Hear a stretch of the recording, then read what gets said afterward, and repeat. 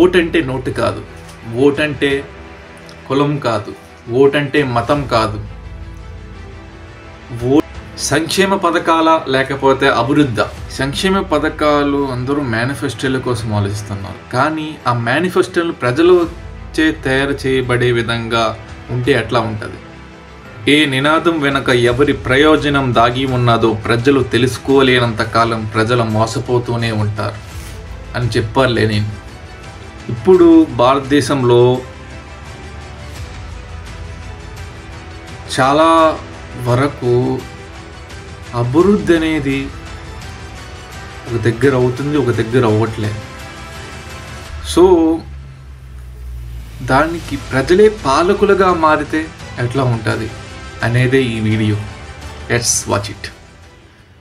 ఓటంటే note కాదు, ఓటంటే కులం కాదు, ఓటంటే మతం కాదు.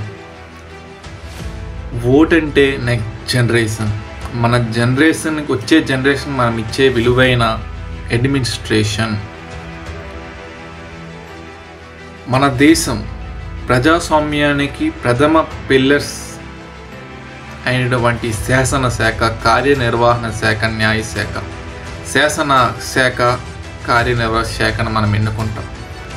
శాసన శాఖ ఎంపీస్, ఎమ్మెల్యేస్. కార్యనిర్వాహక శాఖ ఎంపీస్. సో వీళ్ళను మనం ఎన్నుకుంటాం.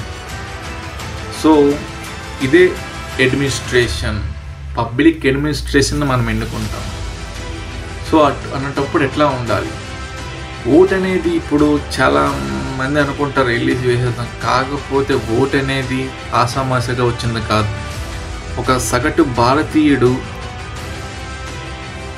వేసే ఓటు 5 సార్లు వేస్తారు. 60 సంవత్సరాల కాలంలో 5 సంవత్సరాలకు ఒకసారి ఎన్నిక జరుగుతుంది.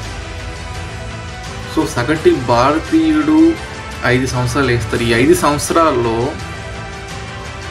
ఈ 5 సంవత్సరాలలో మనం ఎన్నుకునే నాయకుడు ఒక రాష్ట్ర భవిష్యత్తు, ఒక దేశ భవిష్యత్తు అని అతని చేతుల్లో ఉంటుంది. సో ఆయన ఎటువంటి డెసిషన్స్ తీసుకున్నా మీరు వేసే ఆ ఒక్క ఓటుతో ముడిపడి ఉంటుంది. ఒక్క ఓటుతో ఒక అభ్యర్థి ఎమ్మెల్యేగా ఓడిపోవచ్చు, ఒకే ఓటుతో ఒక ఎమ్మెల్యే అభ్యర్థిగా గెలవచ్చు. సో ఓట్ అనేది చాలా విలువైనది. ఓట్ అనేది మీరు వేసిన ఓటు నెక్స్ట్ వచ్చే 20 సంవత్సరాల జనరేషన్కి ఉపయోగపడాలి. ఓట్ అనేది మెయిన్గా ఎలా చూడాలి? ఓట్ని ఎన్నుకునేటప్పుడు అభ్యర్థులు ఉన్నారు, 2 అభ్యర్థులు. ఆ అభ్యర్థులు ఇదివరకే ముందుగా పోటీ చేశారా, గెలిచారా, గెలిచిన తర్వాత ఏమైనా చేశారా గత 5 సంవత్సరాలు? ఒకవేళ ఈ అభ్యర్థిని గెలిపిస్తే ఏంటుంటుంది, లేకపోతే ఈ అభ్యర్థి ముందుగా చేసిన ఆ నియోజకవర్గంలో చేసిన సహకారాలు ఏంటి, నియోజకవర్గాన్ని ఎటువంటి పరిశ్రమలు తెచ్చి నియోజకవర్గానికి ఎటువంటి వసతులు కల్పించారు, అది మెయిన్గా చూడాలి. నెక్స్ట్, ఒకవేళ ఆ 2 అభ్యర్థుల్లో మీకెవరూ నచ్చలేదు, మీకంటూ ఒక ఎలక్షన్ కమిషన్, మన భారత రాజ్యాంగం ఎలక్షన్ కమిషన్ ఆఫ్ ఇండియా నోటా అనేది గుర్తును ప్రవేశపెట్టింది. అది మీ ఈవీఎం బాక్స్లో చివరి వరుసలో ఉంటుంది నోటా అనేది. NOTA NOTA, none of the above.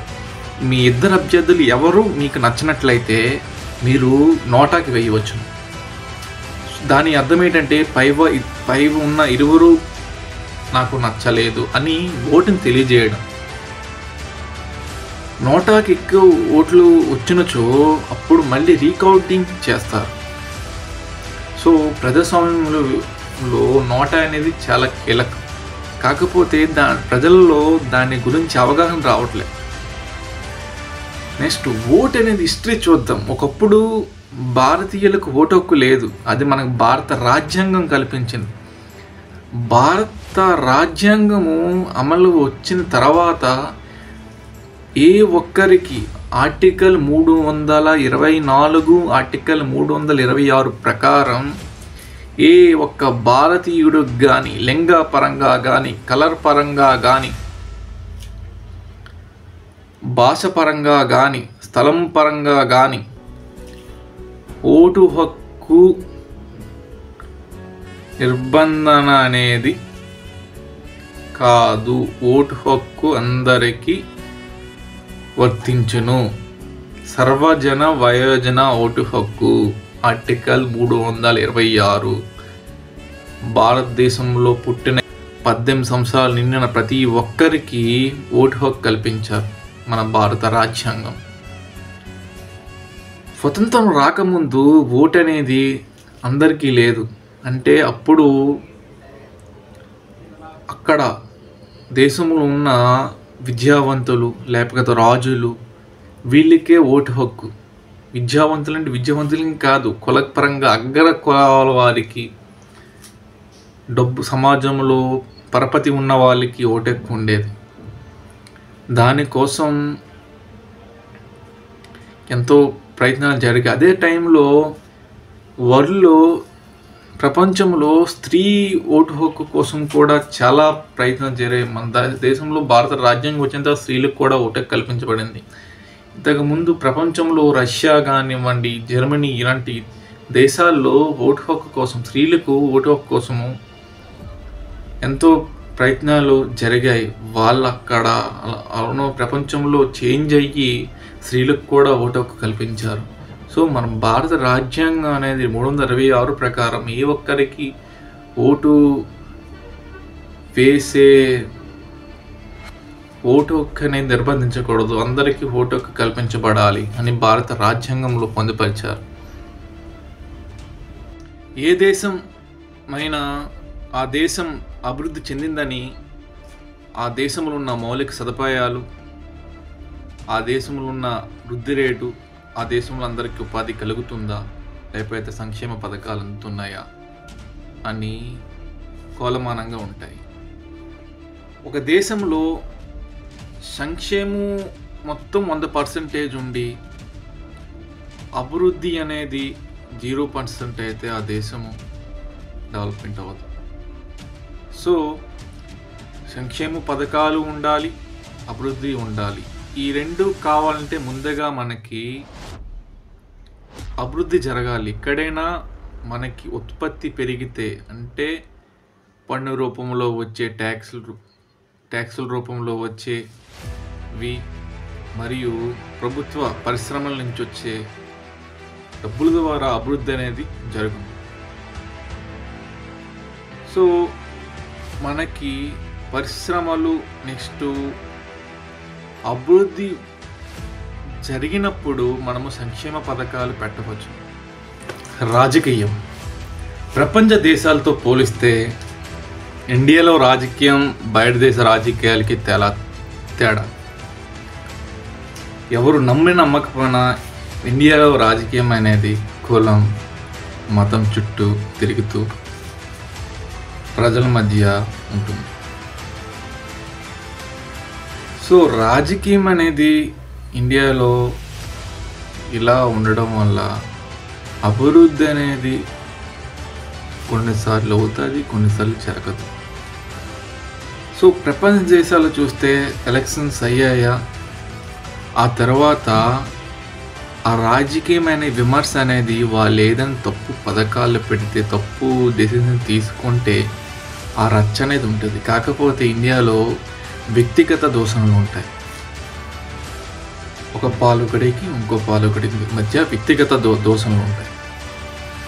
So ఇండియాకి ప్రపంచ వేరే దేశాల్లో ఇట్లా ఉంటాయి. సో మనకి ఇప్పుడు కావాల్సింది ఏంటంటే 76 సంవత్సరాల్లో మనము ఈ ప్రభుత్వ విధానం మనము అనుభవించాం. ఇప్పుడు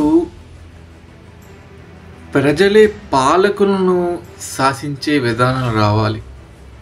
ప్రజలే పాలకులు సాధించే విధానాలు ఎట్లా అంటే, ఏ పథకము కానీ ఎన్నిక విధానం ఇలానే ఉండాలి. కాకపోతే ప్రభుత్వం తీసుకున్న ఏ శాసనాలు కానీ, అది ఒక సంక్షేమ పథకమైన ఎలాంటి పథకమైనా ప్రజా అభిప్రాయం మీద అది ఆధారపడి ఉండాలి.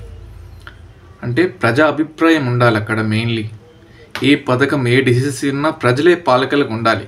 ఒకవేళ రాజకీయ నేత అనగా పాలకుడు ఎన్నుకోబడిన ప్రతినిధి ఎమ్మెల్యే కానీ ఎంపీ కానీ తప్పు చేసినట్లయితే, అంటే ఒక ఆరోపణలు వచ్చిన ప్రజలే ఒక ఓటింగ్ విధానం పెట్టి ఆ రాజకీయ నాయకుని తీసే విధంగా ఉండాలి. కాకపోతే ఇండియాలో 5 సంవత్సరాలు ఒక పాలకుడు అలా ఉంటున్నాడు. అది పక్కన పెడితే మెయిన్గా డెసిషన్స్ అనేవి ఇప్పుడు చాలా వరకు రాజకీయ పార్టీలు గెలవడం కోసమని వివిధ పథకాలు పెడుతున్నారు. కానీ మనకి ఇక్కడ సంక్షేమ పథకాలు ఇంపార్టెంటే, కానీ ఒక పక్క అభివృద్ధి కూడా చాలా ఇంపార్టెంట్. ఎందుకంటే 21st సెంచరీ ఇది. 21st సెంచరీలో మనం మిగతా దేశాలతో పోటీ పడుతున్నాం. ఈరోజు భారతీయ ఆర్థిక వ్యవస్థ 5వ స్థానం. నెక్స్ట్ టెక్నాలజీ కూడా ఇస్రో, చంద్రయాన్ 3 ఇవన్నీ మన సక్సెస్ అవుతున్నాయి. సో ఈ 21st సెంచరీలో ప్రజలకు అనుగుణంగా ఉండాలి ఏది చేసినా. సో ప్రజలే పాలకులను శాసించే విధానం రావాలి మనం. అలాంటి విధానం వచ్చేటప్పుడు ప్రజలు వాళ్ళకి నచ్చిన పథకాలు వాళ్ళు పెట్టుకోగలరు. అట్ ద సేమ్ టైం ఏంటంటే ఉచితం అనేది అవసరం. ఉచిత పథకాలను, ఉచితం అంటే విద్య, వైద్యం, నెక్స్ట్ మౌలిక సదుపాయాలు, ఇవి చాలా అవసరం. మిగతా అన్సర్టైన్ అనేది రాజకీయ పార్టీలు గెలవడం కోసం. మనకిప్పుడు ఉచితం అనేది ఇంపార్టెంటే. మన దాని ద్వారా మనము సహాయం పొందుతాం. కాకపోతే నెక్స్ట్ జనరేషన్ ఏంటి? 21st సెంచరీ ఇది. నెక్స్ట్ జనరేషన్ ఏంటి? ఈరోజు ఉచిత పథకాలు ఉండొచ్చు, కాకపోతే మనకంటూ ప్రాఫిట్ అంటే మనకంటూ అభివృద్ధి ఎక్కువ జరిగి ఉత్పత్తి ఎక్కువ, డబ్బులు ఎక్కువ ఉన్నప్పుడు, రాష్ట్ర ఖజానా కానీ దేశ ఖజానాలో ఎక్కువ ఉండేటప్పుడు ఆ వచ్చిన దాన్ని పథకాల రూపంలో ప్రజలకు ఇవ్వవచ్చు. అది ఒక విధం. కాకపోతే డబ్బులు లేకుండా, రాష్ట్ర ఖజానా కానీ కేంద్ర ఖజానా కానీ డబ్బులు లేకుండా పథకాలు అనేవి ఏ ఒక రిజర్వ్ బ్యాంకు కానీ వివిధ రకాలైన బ్యాంకుల దగ్గర మనం అప్పు తీసుకుని వచ్చి పథకాలు ఇచ్చినచో అప్పటికి అది సరే. కాకపోతే నెక్స్ట్ మంత్కి నెక్స్ట్ సంవత్సరానికి మళ్ళీ ఆ పథకాలు అమలు చేయడానికి మళ్ళీ తెస్తాం. ఈ అప్పు అనేది అలా అలా అలా అలా పెరుగుతూ ఆర్థిక మాంద్యంకి దారి తీస్తుంది. సో మనకి ఏ పథకాలైనా అవసరం, కాకపోతే విద్య, వైద్యం, మౌలిక సదుపాయాలని important. At the same time అనేది ఉపాధి. ఎంత ఉపాధి కల్పిస్తే అంత వృద్ధి రేటు పెరిగను. ఇండియాలో మెయిన్గా ఉపాధి లేక చాలామంది ఉన్నారు. సో ఎలక్షన్స్ అనేవి వచ్చేసాయి. మరి ఒక 10 రోజుల్లో ఆంధ్రప్రదేశ్లో ఎన్నికలు జరగబోతున్నాయి.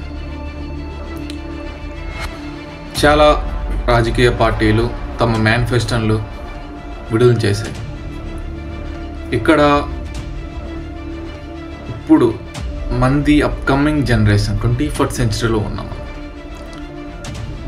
సంక్షేమ పథకాలు అందరూ మేనిఫెస్టోల కోసం ఆలోచిస్తున్నారు. కానీ ఆ మేనిఫెస్టోలు ప్రజలు తయారు చేయబడే విధంగా ఉంటే ఎట్లా ఉంటుంది? మేనిఫెస్టోలు చాలా పార్టీలు పెట్టాయి. ఇక్కడ మేనిఫెస్టో అనేది అవసరం, కాకపోతే ఇది 21st సెంచరీ. ఈ 21st సెంచరీలో విధానాలు మారాలి. ప్రభుత్వం అనేది ప్రభుత్వం ఎన్నుకున్న తర్వాత మొత్తం A to Z ప్రభుత్వ అధికారంలోనే ఉండడం అనేది వలన అలా ఉండడం వలన ఇక్కడ మీకు చెప్తాను. ప్రజల కోసం ప్రజాస్వామ్యం అంటే ప్రజల కోసం, ప్రజల చేత ఏర్పడిన ప్రభుత్వం. అందులో ప్రజలు ఉండట్లేదు. ప్రభుత్వం గెలిచిన తర్వాత ప్రజల కొరకు, ప్రజల చేత అన్నప్పుడు ఏర్పడిన ప్రభుత్వం దాంట్లో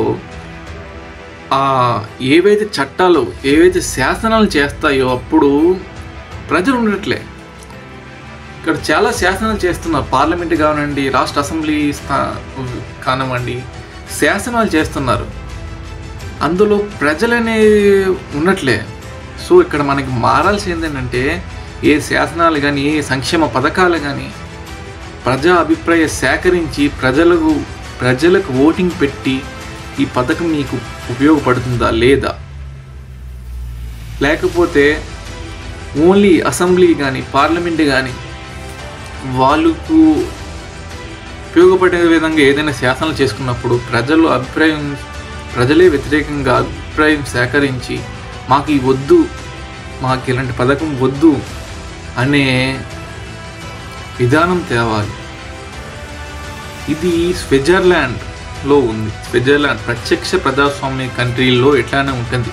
ప్రజాభిప్రాయ సేకరణ, రీకాల్ వంటి ప్రజాభిప్రాయ సేకరణ ఉపయోగించే వాళ్ళు ఈ ప్రజలకి ఏ పథకాలు కావాలో వాళ్ళు పెట్టుకుంటారు. ఇంకా రీకాల్ విధానం, ఇక్కడ ఒక నాయకుడు మీరు గెలిపించిన తర్వాత ఆ నాయకుడు మీకు ఇష్టం లేదా అనుకోండి, అది నాయకుడు గెలిపించిన నెలలైనా 2 నెలలైనా సంవత్సరమైన 2 సంవత్సరాలైనా రీకాల్ విధానంతో మీరు ఆ రాజకీయ నాయకుడిని తీసివేయను. సో ఇలాంటి విధానాలు భారతదేశానికి ఇప్పుడు కావాలి. మార్పులు కావాలి, ప్రజలలో అవగాహన కావాలి. ఇలాంటి విధానాలు ప్రత్యక్ష ప్రజాస్వామ్యం స్విట్జర్లాండ్, అమెరికా సంయుక్త రాష్ట్రాలలో మరియు ఆస్ట్రేలియాలో ఇలాంటి ప్రభుత్వ విధానాలను ఇప్పుడు ఉపయోగిస్తున్నారు. అది ఇండియాలో కావాలి. ఇప్పుడు వరకు మనము ఇండైరెక్ట్ డెమోక్రసీ పరోక్ష ప్రజాస్వామ్యంని మనము ఉపయోగించాం.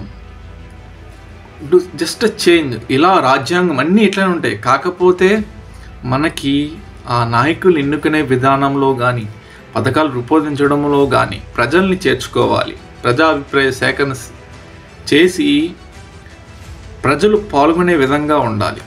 ఇంకా మేనిఫెస్టో ఎట్లా ఉండాలి? మేనిఫెస్టోలు అనేవి ఒక్కొక్క ప్రాంతంలో ఒక్కొక్క ప్రాబ్లం ఉంటుంది. ఆ ప్రాంతాల వారీగా మనం మేనిఫెస్టో అని ఉండాలి. నెక్స్ట్ చాలా వరకు ప్రభుత్వాలు, రాష్ట్ర ప్రభుత్వాలు కానీ కేంద్ర ప్రభుత్వాలు కానీ హెల్త్ కోసం విద్య కోసం చాలా పథకాలు తెచ్చాయి. అవి గ్రేటెస్ట్ పథకాలు. కానీ కొన్ని పథకాలు ఉన్నాయి, కొన్ని పథకాలు అనేవి ప్రజలకు ఉపయోగపడవని కొందరు అభిప్రాయం. కొన్ని పథకాలు చాలా ఇంపార్టెంట్ కొందరు అభిప్రాయం. ఇప్పుడు ఉన్న ప్రభుత్వ విధానాల్లో ఎలక్షన్స్ వచ్చేటప్పటికి చాలా మందికి ఇబ్బంది అవుతున్న విషయాలు ఏంటంటే నిరుద్యోగం అనేది చాలా ఇబ్బంది అవుతుంది.